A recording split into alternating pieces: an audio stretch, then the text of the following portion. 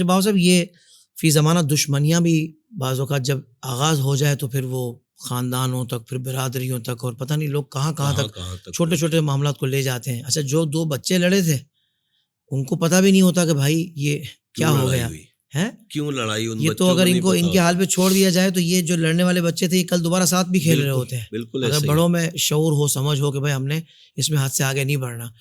تو باؤ صاحب اب دشمنیاں مختلف قسم کی ہوتی ہیں.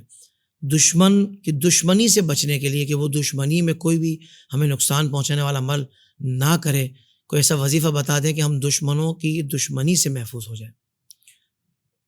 جیسے آپ نے عرض کیا نا کہ بچے لڑتے ہیں ان کو پتہ ہی نہیں ہوتا، اور والدین میں پھر خاندانوں میں جی پہنچ جاتی ہے. تو پہلے تو بچوں کو انشاءاللہ سبق لینا چاہیے کہ لڑائی والے اسباب بنے نہیں. بچے ہیں تو لڑ جاتے ہیں، اچھا لڑ گئے ہیں، اب والدین کو دونوں کی طرف دیکھنا چاہیے کہ غلطی کس کی ہے. اسی وقت اس کو اگر صلح کرا دی جائے اور اچھی طرح کرا دی جائے تو آگے نہیں پہنچے گی.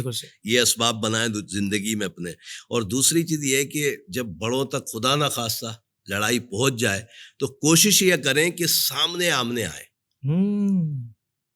تیسرا بندہ جب بیچ میں ہوتا ہے نا تو اس فساد کو وہ فساد بڑھاتا ہی چلا جاتا ہے، کم نہیں کرتا. میرا اپنا خود کا تجربہ ہے، لوگوں سے ملتا ہوں، الحمدللہ 100-150 لوگ روز ملتے ہیں اور مختلف سوال آتے ہیں. اس میں سے ایسے بھی سوال آتے ہیں لڑائی جھگڑے والے بھی کہ آپس میں ہو جاتی ہے. تو بہترین حل جو میں نے دیکھا نا حافظ صاحب، سامنے آمنے. یعنی کہ آپ کسی تیسرے بیچ کو بندے کو ڈالو ہی نہیں. اگر آپ کا کسی سے فڈا ہے، مثال کے طور پر چچا سے، تائی سے، فلاں سے، ڈھمکے سے، محلے والوں سے، آپ سامنے دونوں بیٹھ جاؤ. آپ دونوں سامنے بیٹھ جاؤ. اللہ کی رحمت سے امید ہے کہ انشاءاللہ ایک دوسرے کی باتوں سے کراس ہوں گی اور معاملہ رفع دفع ہو جائے گا. تیسرے کو ڈالو گے تو آپ کی سن کے وہ آگے بتائے گا، وہ کچھ بولے گا، حافظ صاحب کو پہنچائے گا، تیسرا والا مزہ لے رہا ہوگا اور آپ دونوں لڑ رہے ہوں گے. تو بہتر یہ ہے کہ سامنے آ جاؤ. اور تیسری چیز یہ ہے جو وظیفے کی صورت ہے، اگر خدا نہ خواستہ کسی کا دل اس طرح آپ سے برا ہو جائے کہ وہ آپ سے ملنے ہی نہیں چاہ رہا، اتنا جھگڑا ہو گیا تو وہ آپ سے ملنے کے لیے بالکل ہی بیزار ہوا ہے، اس کے لیے سورہ مزمل شریف روزانہ اس نیت سے پڑھو کہ ہمارے بیچ کے جو اختلافات ہیں وہ ختم ہو جائیں اور ساتھ میں ہمارے جو صلح کے اسباب ہیں وہ بھی بنے.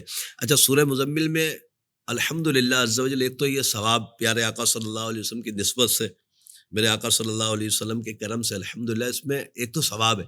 دوسرا یہ ہے کہ جب اس کو پڑھا جاتا ہے تو عشق رسول اس میں گمگماتا ہے، یعنی بندے کے اندر عشق رسول کی چاشنی بھی پیدا ہوتی ہے جب سورہ مزمل کو پڑھا جاتا ہے. جب یہاں اس دل میں چاشنی پیدا ہوگی، محبتیں ہوں گی، تو میرا دل یہ نہیں چاہے گا کہ میں حافظ صاحب کو کبھی نقصان پہنچاؤں. اسی طرح سامنے والا بھی یہ سوچے گا اگر پڑھے گا، جیسے دونوں طرف ہے تو دونوں کو پڑھنا چاہیے نا، پھر آپ کے دل سے بھی اس کے لیے بغض اور کینہ ختم ہو جائے گا اور انشاءاللہ تعالی امن اور سکون ہو جائے گا اور ثواب اپنی جگہ آپ کو عطا کیا جائے گا. سبحان اللہ، سبحان اللہ، سبحان اللہ.